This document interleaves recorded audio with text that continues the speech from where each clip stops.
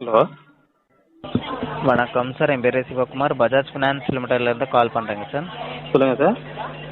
இந்த கால் training and quality பர்பஸ்க்கு record ஆகிட்டு இருக்குதுங்களா சார்? நான் பேசிகிட்டு இருக்கிறது சக்தி சார் தானா சார்? ஆமாம் சார். ஸோ உங்களுக்கு பர்சனல் லோன் அப்ரூவ்ட் ஆகிருக்குங்களா சார்? அதுக்காக தான் கால் பண்ணியிருக்கிறோம். லோன் எடுக்க இன்ட்ரெஸ்டடாக இருக்கீங்களாங்க சார்? லோனுன்னா மாதம் மாதம் கட்டுற மாதிரியா சார்? ஆமாம் சார், மாதம் மாதம் இஎம்ஐ பே பண்ணுற மாதிரி. எவ்வளோ சார்? நான் ஆல்ரெடி பஜாஜில் லோன் எடுக்கலையே சார் இதுக்கு முன்னாடி. சரி, 2,50,000 பர்சனல் லோன் அப்ரூவ்ட் ஆகிருக்கு சார்.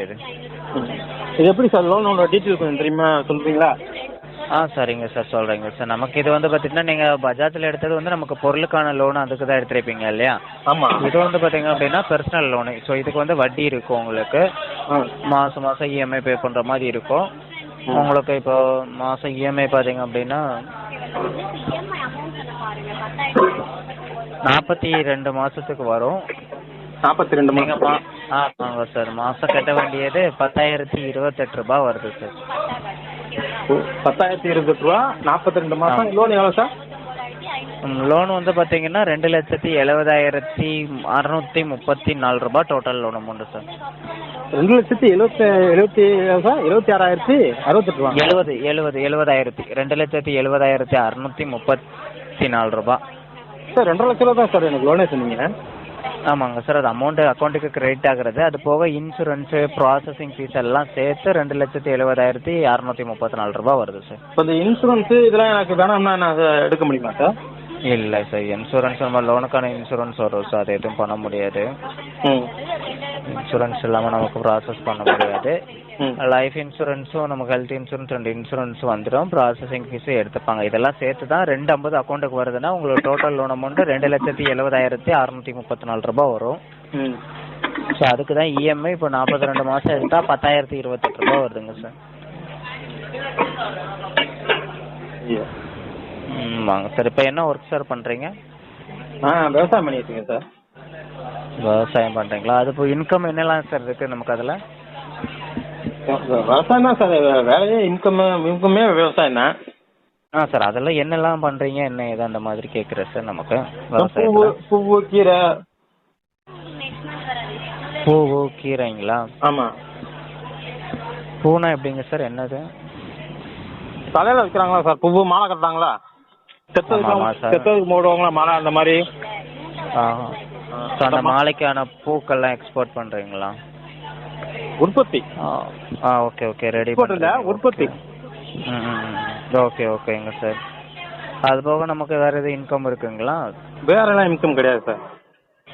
ஓகேங்க சார். நமக்கு ஆடு மாடு அந்த மாதிரி ஏதாவது?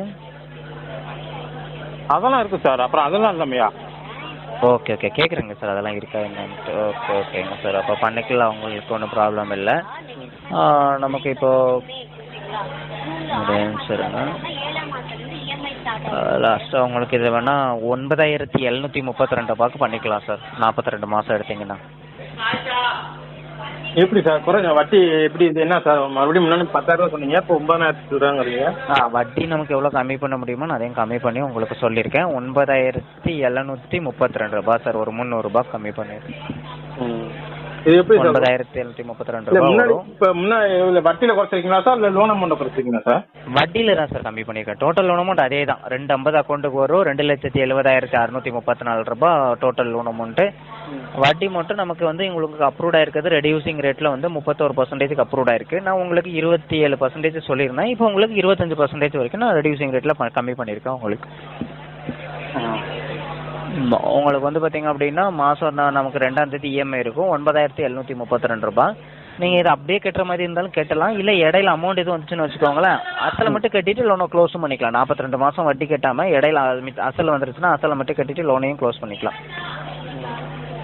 அந்த மாதிரி ஆப்ஷன் பண்ணிக்கலாம். நீங்கள் மாதம் இஎம்ஐ பே பண்ணதுக்கப்புறம் எந்த மாதம்னாலும் நீங்கள் அந்த மாதிரி லோனை க்ளோஸ் பண்ணிக்கலாம். இப்போ ஒரு அர்ஜென்ட்டுக்கு எடுத்துகிட்டு நம்ம 1 வருஷம் கட்டி முடிச்சதுக்கப்புறமோ இல்லை ஒரு 2 வருஷம் கட்டும் போதோ உங்கள் கையில் மிச்ச அமௌண்ட் இருக்கிற அசல் வந்துருச்சுன்னா அசலை மட்டும் கட்டிட்டு லோனை க்ளோஸ் பண்ணிக்கலாம். மிச்ச மாதத்துக்கான வட்டி கட்ட வேணாம். இல்லை சார், இப்போ நீங்கள் சொல்கிற மாதிரி நான் ஒரு 5 மாதம் கட்டியிருக்கேன்னு வச்சுங்க. ஓகே. இப்போ 6ஆவது மாதம் எனக்கு என் கையில் காசு இருக்குது. ஓகே. அப்போ நான் எவ்வளோ சார் கட்டுற மாதிரி இருக்கும்? சார் 6ஆம் மாதம்னா நமக்கு மிச்சம் இருக்கிற அசலை மட்டும் கட்டுற மாதிரி இருக்கும் சார். 270ல் உங்களுக்கு நீங்கள் இப்போ ஒரு 5 மாசத்துல ஒரு 50,000 ரூபாய் கழிச்சிட்டீங்கன்னு வச்சுக்கோங்களேன். மிச்சம் இருக்கிற 2,20,000 ரூபாய் இருக்குங்களா, 2,20,000 ரூபாய்க்கான அசல் மட்டும் பே பண்ணுற மாதிரி இருக்கும். வட்டி பே பண்ண வேண்டாம். அது க்ளோஸ் பண்ணும்போது உங்களுக்கு க்ளோசிங் சார்ஜ் மட்டும் கேட்பாங்க. நமக்கு வந்து 1 லட்ச ரூபாய் இருந்துச்சுன்னா 4,720 ரூபாய் அந்த சார்ஜ் மட்டும் வரும். அப்போ 2 லட்ச ரூபாங்கும்போது உங்களுக்கு ஒரு 9,500 ரூபாய் சார்ஜ் வரும். அதை மட்டும் பே பண்ணிங்கன்னா போதும். 2,09,500 2,20,000 ரூபாய் இருந்துச்சுன்னா கூட ஒரு 9,000 ரூபாய் சேர்த்து பே பண்ணால் போதும். வட்டி கட்ட வேணாம். அந்த 2,20,000 ரூபாய்க்கு இப்போ நீங்கள் மிச்சம் இப்போ 5 மாதம் கட்டிட்டு மிச்சம் இருக்கிற மாதத்துக்கான வட்டி கட்ட வேணான்ற. உங்களுக்கு இன்னும் ஒரு 37 மாதத்துக்கிட்ட இருக்கும் இல்லையா, 42 மாதங்கும்போது அப்போ அந்த 37 மாதத்துக்கான வட்டி கட்ட வேணாம். அந்த 37 மாதத்துக்கான அசல் 2,20,000 ரூபாய், அதுக்கு ஒரு க்ளோசிங் சார்ஜ் 9,500 ரூபாய் பே பண்ணிட்டீங்கன்னா நம்ம லோன் க்ளோஸ் ஆகிடும். வட்டி எதுவும் கட்ட வேணாம். அந்த மாதிரி நீங்கள் எப்போ வேணால் பே பண்ணிக்கலாம். ஒரு வருஷத்துக்கு நமக்கு இல்லை, மாதம் இஎம்ஐ பே பண்ணதுக்கப்புறம் எப்போ வேணால் பே பண்ணிக்கலாம் நீங்கள் அதை. இப்போ உங்களுக்கு ஃபுல் அமௌண்ட் இல்லைன்னு வச்சுக்கோங்களேன், 2,20,000 ரூபாய் அசல் இருக்குது, உங்கள் கையில் 2,20,000 ரூபாய் இல்லை, ஒரு 50,000 ரூபாய் இருக்குன்னா 50,000 ரூபாய் கழிச்சிங்கன்னா இப்போ ஒரு 2,20,000 ரூபாய் 50,000 ரூபாய் கழிஞ்சிடும். மிச்சம் இருக்கிற 1,70,000 ரூபாய்க்கான மாதம் மட்டும் இருக்கும், அதுக்கான வட்டி மட்டும் இருக்கும். அந்த மாதிரி பண்ணிக்கலாம். அந்த மாதிரி அமௌண்ட்டும் கழிச்சிக்கலாம், இல்லை மொத்தமாகவும் க்ளோஸ் பண்ணிக்கலாம். இப்போ அமௌண்ட் ஊடையில் கழிக்கிறதா இருந்தால் வருஷத்துக்கு 6 வாட்டி அமௌண்ட் கழிக்கலாம்.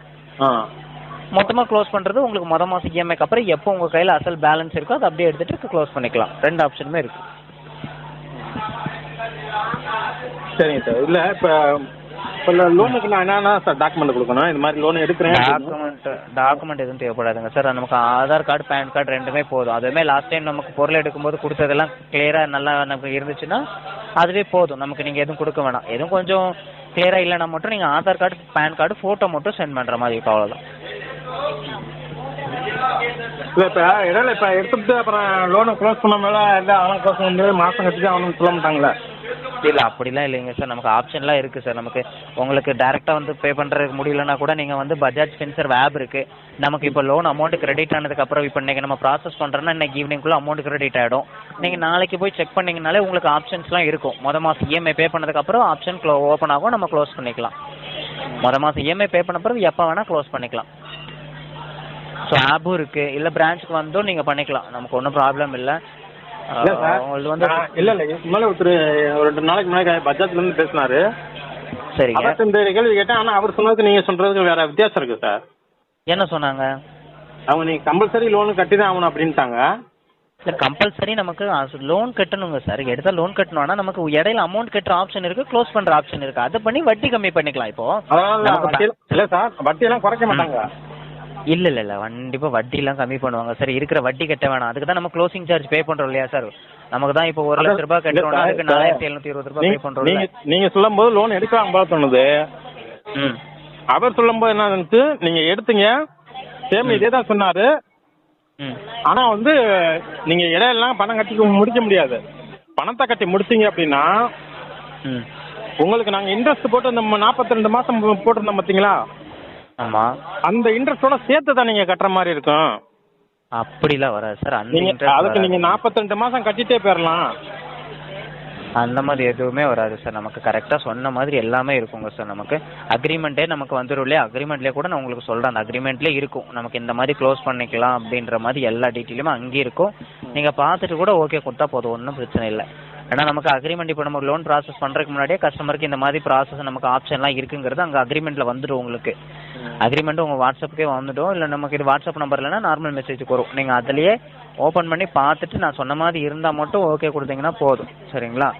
எல்லா ஆப்ஷனும் நமக்கு அங்கேயே இருக்கும். சரிங்களா? நமக்கு சொன்ன மாதிரி எல்லாமே இருக்குது. மாதம் இஎம்ஐ பே பண்ணதுக்கப்புறம் எப்போ வேணால் நீங்கள் அசலாக கட்டுறதா இருந்தாலும் கட்டலாம், க்ளோஸ் பண்ணுறதா இருந்தாலும் க்ளோஸ் பண்ணிக்கலாம். சரிங்களா? நீங்கள் பிரான்ச்சுக்கு வந்தும் பே பண்ணலாம், இல்லை பஜாஜ் ஃபின்சர்வ் ஆப் இருக்குது, ஆப்லேயே பே பண்ணிக்கலாம் நீங்கள். சரிங்களா? சரி, எந்த டவுட் எதுவுமே இல்லை. சரி, வீட்டில் நான் கன்சல்ட் பண்ணிட்டு பேசட்டுமா சார்? சொல்லுங்கள். நான் வீட்டில் கன்சல்ட் பண்ணிட்டு நான் கூப்பிடுவேன். நீங்கள் ஈவினிங் கூப்பிடுங்க சார். நான் ஈவினிங் கூப்பிடுங்க சார். நான் அவங்கள்ட்ட வீட்டில் கேட்டுக்கிட்டு தான் சொல்கிறேன். ஈவினிங் ஆகிடுமா? இல்லை அதுக்கு முன்னாடி எதுவும் கால் பண்ண முடியாதா? இல்லை சார், நான் இப்போ தான் வந்திருக்கேன். அவங்களாம் வயலில் இருக்காங்க, நான் வீட்டில் இருக்கேன். சரி. நான் நான் இப்போ தான் வந்திருக்கேன், கடைக்கு போயிட்டு வந்திருக்கேன். பூ கொண்டுட்டு போயிட்டு இப்போ தான் வந்திருக்கேன். சாப்பிட்டு போவேன், நான் லேட்டாக இருக்கேன். ஓகே, ஈவினிங் கூப்பிட்டீங்கன்னா நான் கேட்டுட்டு சொல்லிடுவேன் சார்.